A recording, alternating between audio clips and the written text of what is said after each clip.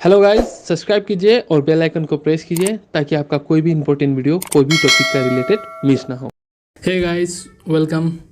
अभी हम स्टार्ट करेंगे आपका क्लास 11 का chapter number 9 that is biomolecules. ठीक है, एंड तक वीडियो को देखिए, उसका बाद इस चैप्टर में आपका कोई डाउट नहीं रहेगा और नीट में इस चैप्टर से एक भी क्वेश्चन मिस नहीं होगा। ठीक है, प्लस इस चैप्टर का बहुत ही इंपॉर्टेंस है। इंपॉर्टेंस ये है कि इस चैप्टर को आप अगर समझ लेते हो, अच्छे से जान लेते हो, तो आपका मोलिकुलर बेसिस ऑफ इनहेरिटेंस काफ़ी इजी हो जाता है वो चैप्टर पढ़ने के लिए।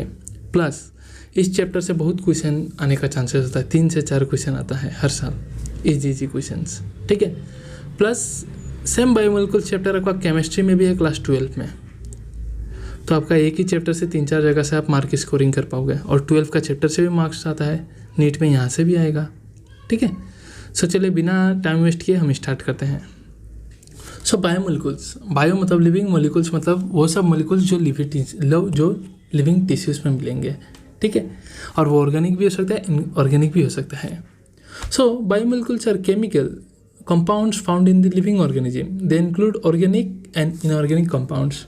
अब हम कैसे मान लें ऑर्गेनिक या inorganic compounds?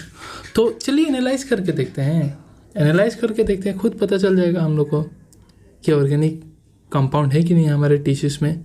So analysis of chemical composition in a tissue, और ये एनालिसिस करेंगे हम ऑर्गेनिक कंपाउंड के लिए पहले। ठीक है, ऑर्गेनिक मतलब कार्बन कंटेनिंग कंपाउंड्स।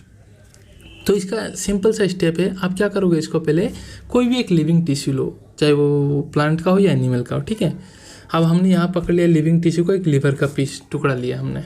ठीक है, इस लीवर के टुकड़े को आपको पूरा ग्राइंड करना है, एक थिक पेस्ट बनाना है, और किसके साथ मिलकर ग्राइंड करोगे, तो ट्राइक्लोरो एसिटिक एसिड के साथ। ठीक है, ऐसा करके आप ग्राइंड करोगे ट्राइक्लोरो एसिटिक एसिड के साथ। उसके बाद आप क्या करोगे, इसको फिल्टर करोगे आइदर चीज़ क्लॉथ से या कॉटन से। ठीक है, और जब आप फिल्टर करोगे इस तरीके से, तो क्या होगा, आपका कोई कोई जो पार्ट होगा नीचे चला जाएगा और कोई कोई पार्ट आपका ऊपर रह जाएगा। ठीक है, सो जो नीचे चला जाएगा वो क्या हो गया, आपका फिल्टर हो गया, तो उसको आप कहते हो फिल्ट्रेट। ठीक है, यहाँ मैं लिख दे रहा हूँ मैं। और जो ऊपर रह जाता है, जो रिटेन हो गया, फिल्टर नहीं हो पाया, चीज़ क्लॉथ में ही रह गया, उसे आप कहते हो रिटेंटेट। इसका दूसरा टर्म ये भी है, फिल्ट्रेट मतलब कौन सा चीज़ फिल्ट्रेट होगा। आप एसिटिक एसिड में, ट्राइक्लोरो एसिटिक एसिड में ग्राइंडिंग कर रहे हो, सो जो छोटा छोटा मोलिकुल्स आपका जो है एसिड में सोल्यूबल होगा, वही नीचे जा पाएगा एसिड के साथ, है कि नहीं। इसलिए जो जाता है रिटेंटेट, उसको हम एसिड इनसोल्यूबल, जो फिल्ट्रेट को हम एसिड सोल्यूबल पोल भी कहते हैं, क्योंकि एसिड के साथ छोटा छोटा फ्रेगमेंट चला गया है। वो सब छोटा छोटा मोलिकुल्स होते हैं, जिसका मोलिकुलर वेट जो है 800 डाल्टन से लेस होता है। क्या, लेस देन 800 डाल्टन्स। और ऐसे मोलिकुल्स को बॉडी में जो है, इसको आप बोलते हो माइक्रो मोलिकुल्स। माइक्रो मतलब छोटा, बायो माइक्रो मोलिकुल्स। ठीक है, जिसमें आपका इंक्लूड हो जाएगा, आपका उसमें आ जाएगा एमाइनो एसिड। ठीक है, और बेसिकली जो फिल्ट्रेट पार्ट में होता है, उसमें आपका होमोपोलीमर्स होते हैं। होमो मतलब पॉलीमेरिक नहीं होता, मतलब सिंगल यूनिट वाला होते हैं। जैसे एमाइनो एसिड हो गया, बहुत सारा एमाइनो एसिड मिलकर प्रोटीन बनाता है, तो वो कॉम्प्लेक्स कंपाउंड हो गया, सिंपल कंपाउंड होता है। जैसे एमाइनो एसिड आपका नाइट्रोजनस बेसिस जो न्यूक्लिक एसिड बनाएगा। ठीक है, आपका शुगर का मोनोसेकेराइड, ऑलराइट, ये सब इंक्लूड हो गया। एंड लिपिड्स भी, पर लिपिड्स आपका फिल्टर नहीं होता, लिपिड्स आपका फिल्टर्ड पार्ट में नहीं रहता। क्यों नहीं रहता, तो अभी बता रहा हूँ मैं। एंड जो चीज़ आपका फिल्टर नहीं हुआ, उसको क्या बोल रहे हैं, रिटेंटेड। क्यों नहीं हुआ, because they are acid insoluble fraction, उसे हम एसिड इनसोल्यूबल पोल भी कहते हैं। ठीक है, विच आर पॉलीमेरिक। ठीक है, पॉलीमेरिक होते हैं मतलब बहुत सारे यूनिट के बने हुए रहते हैं। जैसे कि आप प्रोटीन देख लीजिए, प्रोटीन जो है बहुत सारा एमाइनो एसिड से मिलकर बना हुआ है। पॉलीसेकेराइड बहुत सारा शुगर कंपाउंड से मिलकर बना हुआ है। न्यूक्लिक एसिड, ठीक है, और ऊपर में आपका मिलता है लिपिड्स भी। क्या, लिपिड्स।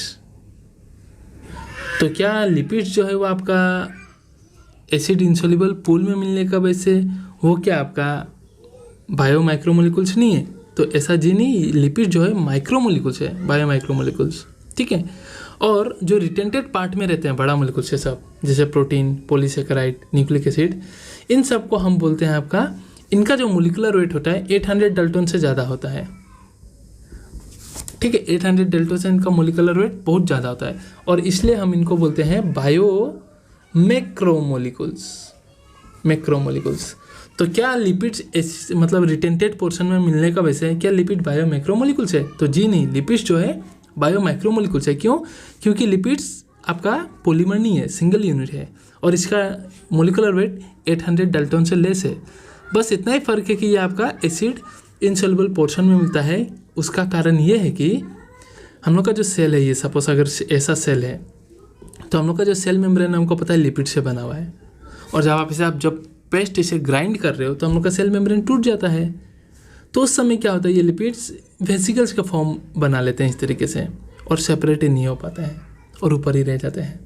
अदरवाइज लिपिड ऊपर भले ही रहता है, ये बायो माइक्रोमोलिकुल्स है, ठीक है। और ये मतलब क्या कहते हैं, आपका पॉलीमर नहीं है। ऑलराइट, सो इतना ही बातें हैं इसमें।